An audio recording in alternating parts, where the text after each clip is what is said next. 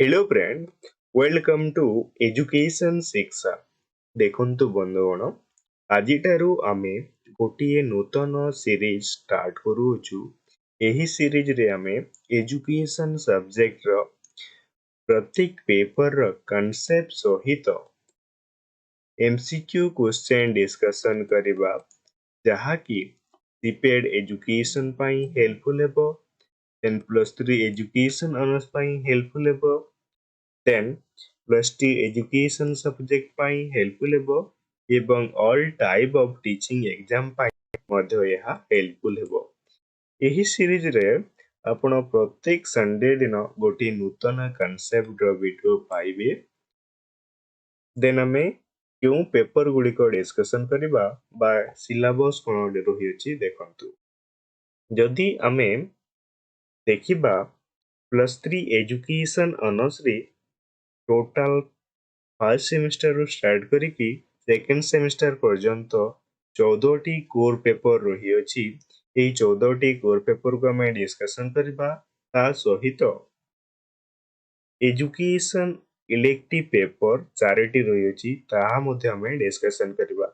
ଏହି ପେପର ଗୁଡ଼ିକ କ'ଣ ନା, ପ୍ରଥମ ପେପର ହେଉଛି basic in education, second paper ହେଉଛି education and society, then third paper ହେଉଛି the learner and learning process, then pedagogical skills, then next paper ହେଉଛି technology and innovation in education, then next paper ହେଉଛି pedagogy of school subject, then next paper ହେଉଛି statistic in education, then next paper ହେଉଛି curriculum development and educational guidance, then next paper ହେଉଛି educational assessment and evaluation techniques, then next paper ହେଉଛି introduced to educational research, then next paper ହେଉଛି history of education in India, then comparative education, then educational planning, administration and management, then next paper ହେଉଛି contemporary concern in Indian education। ये रहितला 14टी honours paper. Then elective paper କ'ଣ ରହିଅଛି 4ଟି।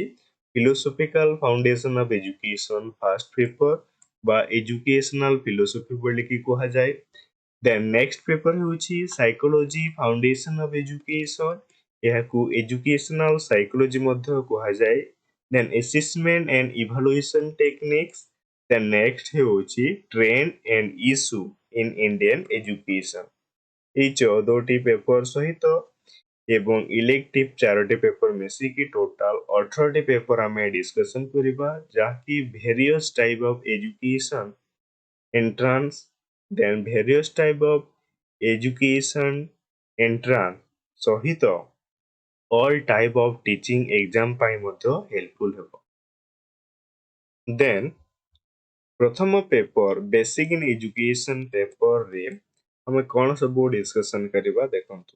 ଏହି ଚେପ୍ଟରରେ ଆମେ meaning of education କ'ଣ ରହିଅଛି ବୁଝିବା, ଦେନ୍ ଡେଫିନେସନ ଅଫ ଏଜୁକେସନ କ'ଣ ସବୁ ରହିଅଛି ଆଲୋଚନା କରିବା, ନେଚର ବା ଫ୍ୟୁଚର ଅଫ ଏଜୁକେସନ ଡିସ୍କସନ କରିବା, ଦେନ୍ ଫଙ୍କସନ ଅଫ ଏଜୁକେସନ ଡିସ୍କସନ କରିବା, ଟାଇପ ଅଫ ଏଜୁକେସନ ଡିସ୍କସନ କରିବା ଏବଂ ଏଣ୍ଡରେ ଆମେ ଇମ୍ପୋର୍ଟାଣ୍ଟ ଏମସିକ୍ୟୁ କ୍ୱେଶ୍ଚନ ଡିସ୍କସନ କରିବା। ଦେନ୍ ଦେଖ, ମିନିଂ ଅଫ ଏଜୁକେସନ କହିଲେ କ'ଣ ବା ଶିକ୍ଷାର ଅର୍ଥ କହିଲେ କ'ଣ ନା, ଶିକ୍ଷା ବା ଏଜୁକେସନ ହେଉଛି ଗୋଟିଏ ସିଷ୍ଟମେଟିକ ପ୍ରୋସେସ ଯେଉଁଠାରେ ଶିଶୁଟି ବିଭିନ୍ନ ପରିବେଶ, ବିଭିନ୍ନ ପୁସ୍ତକ, ବିଭିନ୍ନ ବ୍ୟକ୍ତିଙ୍କ ଠାରୁ କିଛି ଶିକ୍ଷା ଗ୍ରହଣ କରିଥାଏ। ଏହାକୁ ଏଜୁକେସନ କୁହାଯାଏ।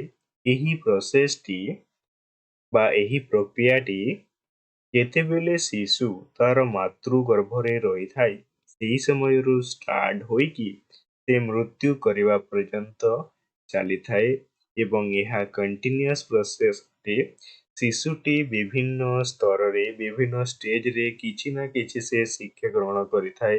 ବିଭିନ୍ନ ପୁସ୍ତକ, ବିଭିନ୍ନ ବ୍ୟକ୍ତି, ବିଭିନ୍ନ ଅନୁଷ୍ଠାନରୁ ସେ किछि शिक्षा ग्रहण करबा को हमें एजुकेशन बोली की कहिथाउ बा शिक्षा बोली की कहिथाउ। आई होप कि आपण जनरल मीनिंग कोन बुझी पारिथिबे एजुकेशन रो। देन हमें देखिबा वेस्टर्न व्यू ऑफ एजुकेशन अनुसार शिक्षा कहिले कोन ना शिक्षा बा एजुकेशन शब्दटी तीनोटी लाटिन शब्द को नै गठित। प्रथमटी होची एडुकियर, देन सेकेंड टी होची एडुसियर, देन थर्ड टी होची इडुको। एडुकेयर कहले कोन ना एडुकेयर कहले to train or to raise, then एडुसियर कहले टू ड्रॉ आउट बा to lead out, then E means होची आउट ऑफ एवं डुको मीन्स होची टू लीड। एपरि भाबरे आमे वेस्टर्न व्यू ऑफ एजुकेशन को व्याख्या करथाउ। देन जदि आमे देखिबा इंडियन व्यू ऑफ एजुकेशन अनुसार शिक्षार अर्थ हेउची the term शिक्षा is derived from the Sanskrit verbal root sas which means to discipline, to teach। शिक्षा शब्दटी गोटे संस्कृत verbal root रे अछि, root रू आसी अछि। सेही root टी हेउची सास, एहार अर्थ हेउची टू डिसिप्लिन बा टू टीच बोली की कुहा जाय। The next हेउची the term vidya is also derived from the Sanskrit verbal root vid which means to know। Thus the word vidya really means knowledge। जेन जदि हमें देखिबा विद्या शब्दटी गोटे संस्कृत वर्बल रूट रू आसी अछि विद, तार अर्थ हेउछि टू जानिबा बा टू नो। जदि हमें विद्यार रियल मीनिंग देखिबा नॉलेज, विद्यार रियल मीनिंग हेउछि नॉलेज। आई होप कि इंडियन व्यू एवं वेस्टर्न व्यू ऑफ एजुकेशन अनुसार शिक्षार अर्थ बुझी पारिथिबे। देन जदि देखिबा हमें नेरर मीनिंग ऑफ एजुकेशन अनुसार शिक्षा कोन ना नेरर मीनिंग ऑफ एजुकेशन अनुसार विद्यालयर चारि कांथ मध्यरे दिया जाउतबा शिक्षा ही प्रकृत शिक्षा अटे। एठारे फिक्स पीरियड रही थाई, फिक्स पीरियड रही थाई, फिक्स टाइम थाई, फिक्स करिकुलम रही थाई, फिक्स प्लेस रही थाई, फिक्स इंस्टीट्यूशन रही थाई। जेतेबेले शिशुटी विद्यालय को जाउची तार शिक्षण प्रक्रियाटी आरंभ होई थाई एवं से विद्यालय को परित्याग कला परे तार शिक्षण प्रोसेसटी समाप्त होई थाई। नेरर मीनिंग ऑफ एजुकेशन अनुसार यह अटे। जदि हमें एग्जांपल देखिबा स्कूल अटे, स्कूल रे कोन होई थाई गोटे फिक्स पीरियड रही थाई। आपण एई समय रु बा प्राइमरी स्टेज रु जेतेबेले आपण प्रवेश करूछंती आपणक शिक्षण प्रोसेसटी आरंभ होई कि जेतेबेले आपण हायर एजुकेशन पर शिक्षण को क्वाइट करूछंती बा परित्याग करूछंती आपणक शिक्षण प्रक्रियाटी सरीजिवो।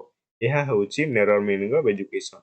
एग्जांपल ହେଉଛି school, college, library, other institution. Then broader meaning of education ହେଉଛି ब्रॉडर मीनिंग ऑफ एजुकेशन अनुसार शिक्षण ହେଉଛି गोटे लाइफ लॉन्ग प्रोसेस। शिशुटी विभिन्न स्तरर विभिन्न पुस्तक, विभिन्न व्यक्ति, विभिन्न कल्चर से शिक्षा ग्रहण करिथाय। ଏହା ହେଉଛି कंटिन्यूअस प्रोसेस। से मृत्यु हेबा पर्यंत तार शिक्षण प्रक्रियाटी समाप्त होई न थाए। जेतेबेले से मृत्यु करिछि तार शिक्षण प्रक्रियाटी मध्य समाप्त होई जाउछि। देन एठारे कोनसी फिक्स पीरियड न थाए, फिक्स टाइम न थाए, फिक्स करिकुलम न थाए, फिक्स प्लेस न थाए। से विभिन्न स्तर, विभिन्न पुस्तक तो से शिक्षा ग्रहण करिथाय। देन जदि हम एग्जांपल देखिबा फैमिली थारु से किछि मध्य शिक्षा ग्रहण करूछि, सोसाइटी रो मध्य किछि शिक्षा ग्रहण करूछि, देन रेडियो ठारू मध्य से किछि शिक्षा ग्रहण करूछि, टेलीविजन ठारू मध्य से शिक्षा ग्रहण करूछि, देन कल्चर ठारू मध्य से किछि शिक्षा ग्रहण करिथाय। एहाकर एग्जांपल हेउछि बा ब्रॉडर मीनिंग ऑफ एजुकेशन रो एग्जांपल होछि family, society, radio, television, culture etcetera. Then देखिबा हम education as a process. Education गोटे प्रक्रिया अनुसार एजुकेशन को मुख्यतः तीनोटी भागरे विभक्त करा जाउछि। Unipolar process, bipolar process, tripolar process. Unipolar process अनुसार जेतेबेले आमे एशियन पीरियड ऑफ एजुकेशन पढिबा से समय रे कोन होतला गुरुकुल ठारे गुरु जहा कहुथिले शिक्षक ताको पालन करूथिले बा शिक्षक जहा कहुथिले शिक्षार्थी माने ताको पालन करूथिले। याकू आमे एजुकेशन कहूतला। एठारे कोन होतला टीचर सेंटर्ड एजुकेशन कहा जाउतला याकू। एठारे स्टूडेंट माने एक्टिवली पार्टिसिपेट करुनथले शिक्षक बा गुरु जहा कहूतले शिष्य माने ताकू पालन करुतले केवल देन जदि आमे देखिबा बाइपोलर प्रोसेस अनुसार जॉन आडम कहचंती बाइपोलर होची एजुकेशन होची गोटे बाइपोलर प्रोसेस से एही एहाकू इभालुएशन ऑफ एजुकेशन थ्योरी पुस्तक से उल्लेख करिसंती या मध्ये बहुत इंपोर्टेंट अटे बेले बेले क्वेश्चन आसीते जॉन आडम को अनुसार शिक्षा होची गोटे बाइपोलर प्रोसेस एवं यार दुईटी पक्ष रही अछि गोटे पक्ष होची स्टूडेंट एवं अन्य पक्ष होची टीचर जेते बेले स्टूडेंट एवं टीचर मानक मध्यरे इंटरैक्ट होची ताको हमें एजुकेशन बोली की कहबा देन जॉन डोए कहितले एजुकेशन होची गोटे ट्रिपोलर प्रोसेस यार तीनोटी पक्ष रही अछि स्टूडेंट टीचर एवं एनवायरनमेंट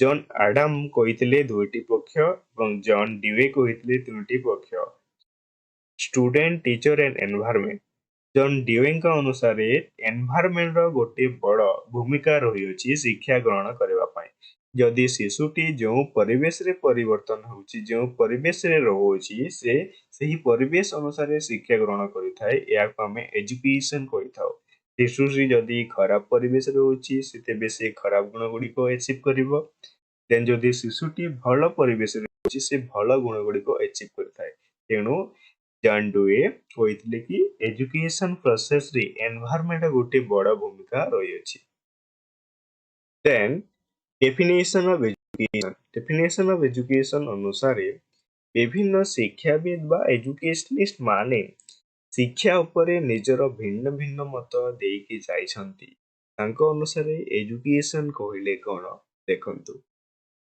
जदि हमें देखिबा प्रथम शिक्षाविद स्पेंसर एठारे केते गुडी इंपोर्टेंट एजुकेशनिस्ट मानकर डेफिनेशन दिया जाय अछि जाको आपण बड़ भाबरे मन रखिबे डायरेक्टली डेफिनेशन देकी क्वेश्चन पचारि थाए देन देखंतु स्पेंसर कोन कहउचंती स्पेंसर कहउचंती education is preparing for complete living पूर्णांग जीवन यापन करिबा पई सृष्टि करिबा बा प्रस्तुत करिबा हेउ अछि शिक्षा देन नेक्स्ट एजुकेशनिस्ट होउचंती रूसो सी कहउचंती education is development from within आम मध्यरे जहा रहियोछि तार बा जहा गुण रहियोछि ताकू बा स्किल रहियोछि तार विकास करिबा हेउछि शिक्षा देन एमरसन कहउचंती कंट्रोलिंग द माइंड मस्तिष्क को कंट्रोल करिबा हेउछि शिक्षा देन एमरस मोस कहउचंती डेवलपमेंट रियल विजडम